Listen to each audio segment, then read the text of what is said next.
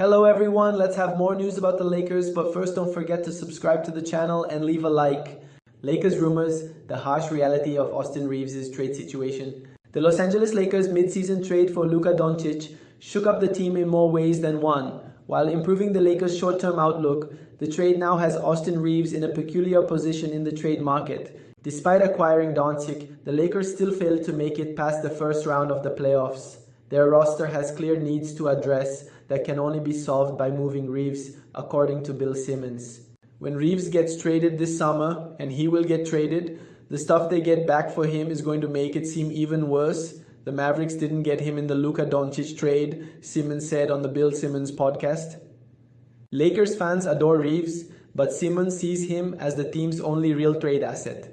With a player option in the 2026-2027 season, Reeves is also due for a pay raise that Los Angeles cannot afford to give him with LeBron James, and Doncic owed nearly $100 million total in 2025-2026. As James indirectly stated, the team desperately needs to add a competent center to the mix. Reeves is the Lakers' only player, besides James and Doncic, for whom any rival organization would be willing to relinquish a starting center. The Lakers currently have 11 players under contract through the 2025-2026 season, allowing them to run it back with Doncic for a full season. However, they only have 3 players contracted beyond that season, making the 2026 offseason one to watch with the team. Beyond the 2025-2026 season, Los Angeles only has Jared Vanderbilt, Shake Milton, and Bronny James guaranteed on its books. Doncic and Reeves have player options for that season, with Dalton necked on a $4 million team option. With Reeves due only $14 million in 2026-2027, he is all but guaranteed to opt out and renegotiate his terms. At that point, the Lakers would have to compete with any team willing to give him north of $20 million per season. With LeBron James taking a year-by-year approach, the Lakers might be able to afford Reeves in the 2026 offseason. However, his play style is noticeably too similar to that of Doncic to give any hope that they can thrive together. Regardless of James' eventual decision, Los Angeles appears in a position to either trade Reeves or lose him for nothing. Now let's go to another video. Don't forget to leave a like. Typically, we go live Mondays and Wednesdays at 9 p.m. Pacific time. Unfortunately, most likely looking like the live show is going to have to be canceled, but I will put a definitive note on the community tab in a little while once I have a better idea of kind of what the power projections are looking like. But anyway, the show must go on. We've got plenty of things still to talk about, and I do want to get into what the playoffs have really meant for the Lakers and how it informs us of the way the Lakers need to build out their roster. Obviously, this is going to be a big summer for the Lakers. This is going to be a summer where they've got to make some really, really important decisions. And I'll tell you what, given the strength of the Western Conference, they've got to hit it out of the park. Rob Pelinka has to bat 1,000, Shohei Ohtani style. He's got to find a way to get the pieces the Lakers need, and there's no room for error. There just isn't any. They don't have enough assets. 2031 first-round pick, Dalton Connect, maybe Austin Reeves, although we'd be talking about a significant foundational piece coming to the Lakers if it's an Austin Reeves trade, so that seems pretty unlikely. But apart from that, you've got some expiring contracts in Gabe Vincent and Maxi Kleber, and that's about the extent of the assets that the Lakers have to potentially use in a trade, which means they've got to get the most bang for their buck if they're going to play the trade market, and they're also going to have most likely that $5.1 million taxpayer mid-level exception to use out there in free agency. Though there's not a lot of talent out there on the free agent market. There are some players, maybe a Clint Capella, somebody like that, Steven Adams I would love to see, but it's not going to be easy to get it done on the free agent market. Rob Pelinka has his work cut out for him. But when he's building out this roster, very clearly, the roster that they had this past season was simply not ready for playoff basketball. And I think that's one thing that we're really starting to see as the playoffs are going on. It's that playoff basketball, maybe now more than ever, is a completely different animal compared to the regular season. We're seeing the way teams are playing stylistically, teams that we thought were pretty bulletproof heading into the postseason, teams like the Cavs, teams like the Celtics, are now out. And that's where we currently stand. And we're finding that in this league where parity is being pushed more than ever, the regular season standings don't matter quite as much. Just get in, and then if you're playing your best basketball and you get the right matchup, you can advance. And that is the new look for the NBA. That's part of what is fundamentally in the new collective bargaining agreement. It's also what we see in the terms of the way rosters are being built. The NBA no longer wants dynasties, one team sitting at the top for years and years and years. Instead, they want more of a life cycle. They want teams to move up, win a championship, move back down, and then around and around we go. They don't want any team sitting at the bottom for any length of time. Sacramento Kings looking at you. They don't want a fan base to endure 17 straight years of not making the playoffs. So that's the new direction of the NBA, and we're starting to see that really play out with the way the playoffs are playing out this year.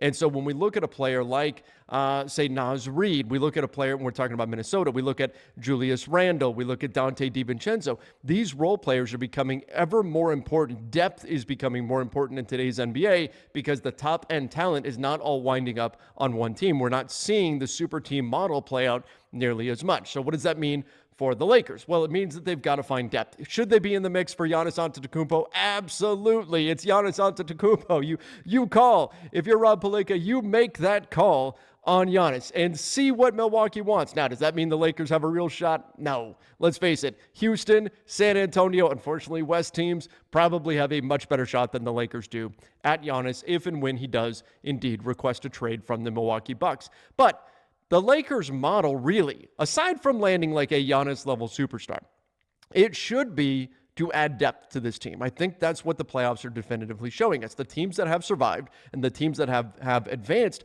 while they all have their differences, when we look at the Knicks, we look at the Pacers, we look at the Wolves and the Thunder, they do have their stylistic differences, but the bottom line is they all run at least 8 deep, and the Lakers simply didn't. The Lakers played, 5 players. In fact, literally played 5 players the entire second half of Game 4, and we're seeing that simply does not work. And there's a reason beyond fatigue for why that's the case. So it's not just the players not being in condition. As JJ Redick noted, JJ wants the Lakers to get in better shape this summer. Now, who's he talking about?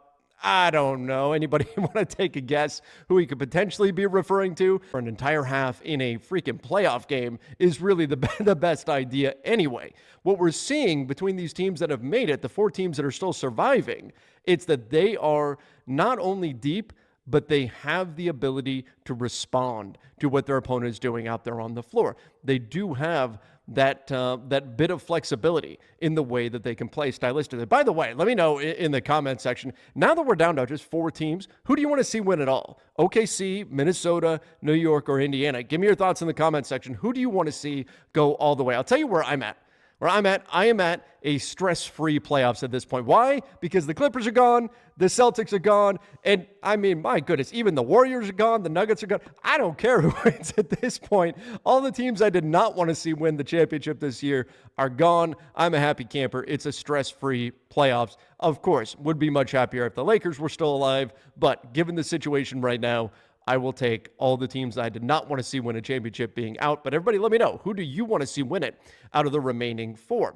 But the one thing that all 4 have in common is that they can play different styles. I think we saw it with OKC when they were playing in their last game against the Denver Nuggets. When was it that game really changed, really turned? And I talked about this with Donnie Freeman over on the Basketball Bulletin, which you guys should definitely check out. But I talked about this, about how with the remaining portion of the second quarter in yesterday's game, Alex Caruso, our old friend, Cason Wallace, they came in and they made a huge difference. This is a Thunder team that starts 2 bigs. They start Isaiah Hartenstein, they start Chet Holmgren.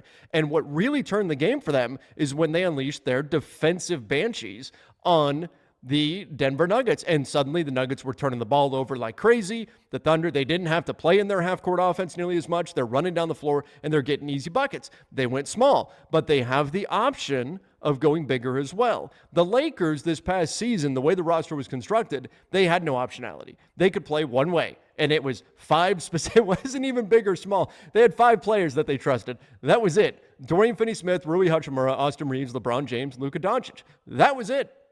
They were going to live or die with that lineup. No flexibility whatsoever. No bigs. Jackson Hayes didn't even play in the final game. Maxi Kleber made his Lakers debut in Game 5. That's how hurting they were for depth at the center position. No optionality whatsoever. They did not have a big lineup that they could put out there on the floor, nor do they really have like an uber aggressive small lineup. They tried a little bit, a few things, but OKC, it's very clear with them, right? They can play big with their 2 guys, with Hartenstein, with Holmgren. They also have the big Jalen Williams they can put out there as well as a floor-spacing big man.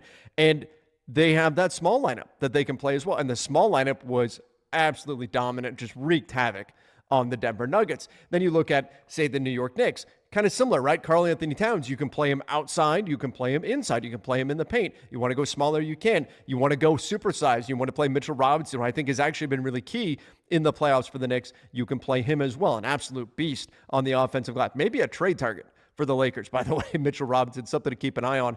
Same thing, though, with Miles Turner. With the Pacers, you've got Pascal Siakam, gives you a lot of versatility. Turner can play outside or inside. They've got guys that can come off the bench and do some things as well. And then again, with the Wolves, if you want to play smaller, you can go with Naz Reid at the 5 and then bring in, it can be Julius Randle, or you could play super small and have guys like Dante DiVincenzo, Jaden McDaniels could play the 4 for you with Ant out there on the floor. You can make these smaller lineups work. Nickeil Alexander-Walker goes super switchy with a lineup like that. The point is they have choices that they can make. And I think that's going to be really key for the Lakers this summer. It's not just about getting the top tier talent, because they do need talent. There's no question, but they can't be 5 deep going into next season, or at least going into the playoffs, which we may see the Lakers wind up actually being a little bit patient this summer if the right moves aren't there and wait until the trade deadline. That's not what I want to see, but historically it's what we've seen from this Lakers team. They've done it a couple of times now when they've needed to make a move during the offseason. They haven't found the right deal. They've waited, and then they found something around the trade deadline. They did it this year with the Luka trade, the Dorian Finney-Smith trade. They did it a few years ago with the Russell Westbrook trade. It's kind of their MO. So not saying that's what I want, but just putting it out there to keep in mind that sometimes we do see this Lakers team during the summer get a little bit patient, especially when everybody around the NBA knows they need to make a move. And right now it's very clear. The Lakers need to make moves. They need to land a center, at least maybe 2, in order to really put this team where they need to be. But the bottom line, they're going to need depth, but they also need versatility. They need at least 8 players that can play playoff quality basketball. And again, finding them is going to be easier said than done, but they also need some type of optionality in terms of the way they're going to play big or play small. And again, you can solve that problem by getting centers, but I would like to see the ability to play a true 2-big lineup in an ideal world. And that would be one where you could put somebody at the 4 who has center size, but has enough quickness on the perimeter to slide their feet and make a true 2-big twin tower style lineup actually feasible. And so when we're talking about who could fit that bill, well, ironically, Jackson Hayes can kind of sort of do that. There's questions about whether or not the skill level is there, but we even saw Alperen Sengun for the Houston Rockets do that a bit, defend on the perimeter while Steven Adams was on the floor with him. We certainly see it with Chet Holmgren and Isaiah Hartenstein. You can see it with the Pacers with Pascal Siakam, though he's not a true big, but still they do have the ability to do some things like that. I'd like to see the Lakers get really 2 bigs this summer. One of them that's going to be your locked in, night out starter. But I wouldn't mind seeing a more versatile big come in as well. Somebody that can play the 4 or the 5 and give you the ability to play 2 bigs on the floor at the same time. I want JJ Redick to have as many arrows in his quiver as possible. He had 1 in the playoffs this year, and that was my concern going in. I thought they would play a lot better than they did. I thought they would be a much more difficult out than they were. But my one concern, and I talked about it here on the show, was that they would not have enough options to turn to. We think back to the 2020 team with Frank Vogel. What was he able to do? Play big, play small, stylistically match up with whatever his opponent was throwing at him and counter things. And this year's Lakers simply didn't have that choice. They had no choices. They had one lineup they could play and one lineup only. So I think when we're looking at what the Lakers are trying to accomplish this year, yes, the simplistic and an absolutely correct view is they need a center. At least one, they need a center. They need someone to start at the 5 right now. There's no question that box has to be checked. But in terms of fully building out this roster, if this team wants to contend, they need to be able to find a way to get 8 players that they believe are playoff playable, guys you can put in. Who knows?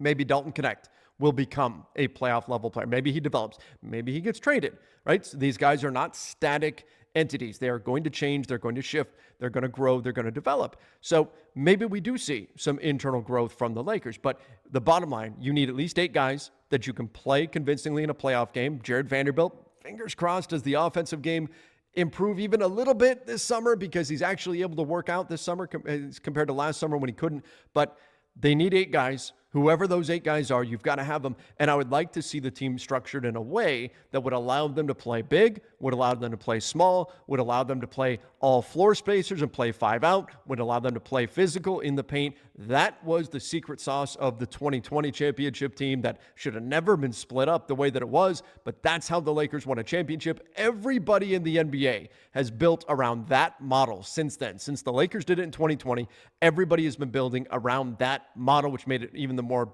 mind-blowing that the Lakers decided to destroy that team. But nonetheless, that is the model. The Lakers have got to get back to that place where they've got versatility across their lineup, the ability to run a lot of different styles, and give JJ Redick the opportunity to run a number of different types of lineups and play a different style depending on what their opponent is come playoff time. So all of that I'm talking about is much easier said than done, of course. Not going to be easy for Rob Pelinka. The assets, they are limited. He has his work cut out for him, and he may not be able to do all of it this summer. Some of it may need to wait until the trade deadline for him to accomplish that. You've got to continue to hit on your free agent signings, find a way to get that done. And so far, the Lakers, their record has been fairly spotty when we look at free agency in terms of the guys that they've signed. There's a reason why basically everybody that's been on a mid-level exception has either been a miss, they're already gone, or just haven't quite panned out. Like Gabe Vincent is probably their most successful mid-level exception player in the last, 5 years? That's scary. That is not a good thing. I can tell you that. So your 2 best trade out assets outside of Austin Reeves for a Wendell Carter Jr. I don't think it would even cost that to go get Wendell Carter Jr., right? If you had to give up Jared Vanderbilt for it, obviously, I like Jared Vanderbilt a lot. I'd love to keep Jared Vanderbilt around, but Wendell Carter Jr. is just more of a need, right? And so if they're a team that's like, oh, we really need to Wayne, perimeter defense, we want a guy like Jared, then fine, so be it. Right? You look at Wendell Carter Jr., he's 26 years old, so he's a young piece that you could have for now and the future. I'm all for getting Wendell Carter Jr., but you also can't overpay for Wendell Carter Jr., and I feel like that's an overpay. If it was, you told me it was Dalton Connect and Jared Vanderbilt, and then maybe even a pick swap, but I think even at that point, it's a little too much, right? Like, my thing is, again, Lakers have to be very selective. And you look at kind of what's going to happen with Wendell Carter Jr. So you look at this season coming up, right? He's going to be making roughly $18 million. He has a extension that's going to kick in 2026, 2027. He'll be making $18.1 million. 2027, 2028, he'll be making $19.5 million. And then in 2028, 2029, he has a club option for just literally a hair under $21 million. So again, he's a guy that is cheap enough for the Lakers to go and acquire, right? That's why Jared Vanderbilt plus Dalton Connect could go get Wendell Carter Jr., right? So Lakers could go and easily acquire him, right? If it's something where you're doing like maybe a top 8 first plus Shake Milton and Jared Vanderbilt, because you're kind of getting off of Jared Vanderbilt's long-term money. Shake Milton's on a non-guaranteed contract, and then they're getting a first for the deal, right? Then maybe something like that. Because again, Wendell Carter, I love Wendell Carter. He'd be great to have. But he's not like the absolute ideal scenario for the Lakers, right? He's a guy that, can play power forward, play center. He's got great size, right? He's 6'10", he has like a 7'5" wingspan, so he has all the tools that you want. 270, he's a guy that can bang with the big boys. I would love to have Wendell Carter Jr. He is versatile, right? He's not just limited to around the rim, but he's also not like the ideal center that you want slotted alongside Luka, right? He made a ton of sense when you had Anthony Davis and LeBron, right? Because it's like, he's a guy that can spread out a little bit, right? Knock down. He's not limited to just around the rim. He's not really a great three-point shooter. He's a career 31.6% three-point shooter, although he has had seasons, not last year. Last year, he was 23.4%, but it was also the fewest attempts he's taken in 5 years. But you look at the previous year, 2023, 2024, on 3.1 attempts, he shot 37.4% from three-point range, and then the year before that, on 4 attempts, shot 36% from three-point range. So if he can be 36% from three-point range, right, that would be ideal. But he made more sense alongside LeBron, because LeBron likes kind of the spacing, right? He likes to be able to put his head down, get to the basket, and then kick out to shooters and stuff like that. And then if you would have had Anthony Davis, right, he's a guy that could have slotted in right alongside Anthony Davis. Boom. It would have been a nice plug-in. But for Luka, Again, he's not really that lob threat. I mean, he can obviously catch lobs. He's a 7'5" wingspan. He can essentially dunk standing up. But, he's a guy that is to me very versatile, and I'd love to have. Can slot him, play the 4, play the 5. You can slot him even alongside. Like, let's say you go get Clint Capella for the bench. You could slot Wendell Carter Jr. and Clint Capella alongside each other, right? Those are two guys that could be excellent. But also, Wendell Carter Jr. as like your defensive anchor, right, on the interior is not great. Right. It made sense because you would have had Anthony Davis. So Anthony Davis still would have been your interior anchor. Right. Wendell Carter Jr. can hold his own. He's not a terrible defender, but he's not, what you'd be looking for from like a Nick Claxton defensively. Right? I do like the size of Wendell Carter Jr. I do like the offensive versatility that Wendell Carter Jr. provides. If you can get him at the right price, absolutely. Right. If you can get Wendell Carter Jr. for the right price, go get that done. Right. If it's Jared Vanderbilt and Dalton Connect, perfect. Be all for it. If you have to throw in a pick swap, some of that, then fine, sure, right? Beggars can't be choosers. You gotta take what you can get. He's young enough to be a foundation piece for now and the future. Or if you're doing a bigger package, right? Like let's say you're getting a Jalen Suggs and a Wendell Carter Jr. and you're giving up, multiple guys, and then okay, now we're talking. Right? Because now you got your point of attack 3-and-D guard that you can slot alongside Luka for the next 10 years. And now you got Wendell Carter Jr. that you can slot in at the 4 or the 5. When LeBron leaves, you can just slide him over to the 4, go bring in, another center, whatever. Maybe it's a guy you drafted or traded for or signed, whatever. And then now you're just looking for a 3-and-D wing.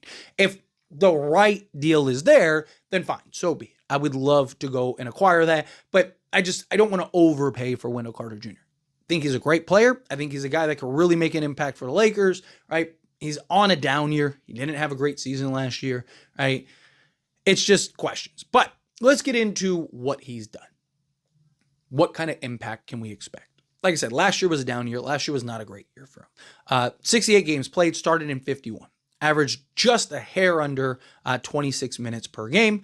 Shot 46% from the floor on 7.2 attempts, right? Which was the fewest he's taken, or is actually his fewest of his career, right? So again, his production went down a lot too. But they also had like all their big guys back, which is why it makes sense to kind of move off of Wendell Carter Jr. But shot 46% from the field, again on 7.2 attempts. 3-point range, 23.4% on 2.3 attempts, which again was the fewest that he's taken since the 2020-2021 season. And then 2-point range, 56.8%, which is, again, one of the lowest. It's the third lowest of his career, fourth lowest of his career. You look at the last two previous years, shot 62.6% and then 62.4% and then 61.5%, all on higher attempts. Free throw shooting, last year he was 73.7%. He is a career 73% free throw shooter on 3 attempts, so a good free throw shooter, which is good. It's what you want. Rebounding. Last year, he averaged 7.2 rebounds, 2 assists. We'll round up a steal, a block, and 9 points per game. Now, Lakers land Giannis Antetokonmpo for insane package and trade proposal. The Giannis Antetokonmpo rumors have run rampant over the past few weeks after the Milwaukee Bucks were eliminated in the first round of the Eastern Conference playoffs again. However, while the rumors are prevalent, Antetokonmpo has yet to request a trade. Despite that, some have suggested that he could be moved, and if he is, many want the Los Angeles Lakers to give him a look. If the Lakers trade for him, it'd likely be a scenario where Antetokonmpo asks to play in Los Angeles. If not, there isn't much of a reason for the Bucks to move on from him in a deal where they wouldn't get the best package. The trade idea. In a proposed trade idea from Kobe Fari of the Sporting News, he had the Los Angeles Lakers adding him for a slew of picks and players. His trade would include Austin Reeves, Dalton Knecht, Rui Hachimura, Gabe Vincent, Maxi Kleber, a 2026 first-round pick swap, a 2028 first-round pick swap, a 2029 first-round unprotected pick, a 2031 unprotected first-round pick, and a 2032 first-round pick swap. If Antetokonmpo ended up with the Lakers, it would create one of the most talented trios in NBA history between he and Luka Doncic. It would also likely help entice LeBron James to not consider retirement and return for at least one final season. On the other side, while maybe other packages of higher thought of players would present themselves for the Bucks, the club could opt to decide to center their future on picks over the next number of years. And with James likely set to retire in the next season or two, Antetokonmpo not getting any younger, and if the trade doesn't bring the Lakers their 18th banner, Doncic could find himself disgruntled and ready to leave when he has to decide his $45.9 million player option next summer, he wrote. Could the Bucks get a better return elsewhere? The Milwaukee Bucks would likely get a better deal than what the Los Angeles Lakers could offer, despite how many picks are being moved in that deal. A swap doesn't do much for the Bucks when they likely would be significantly worse than the Lakers, with Antetokonmpo off of the roster. And according to a recent report, the Bucks aren't worried about what Antetokonmpo might feel if he gets dealt. According to Sam Amick of The Athletic, the Bucks are looking to gut every team they can if they trade Antetokonmpo. They can't worry about him being upset about where he ends up, as John Host, the Bucks GM, is focused on doing what's right for Milwaukee.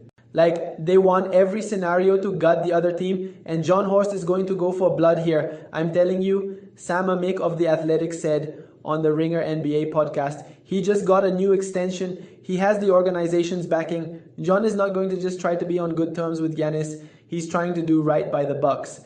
And that means that if every scenario in play leaves the other team so gutted that Giannis might not actually be in that much better of a situation, then maybe that's where he looks at the room and says, all right, let me stay put. And you, fan, what do you think about Antetokounmpo's situation? Leave your opinion in the comments.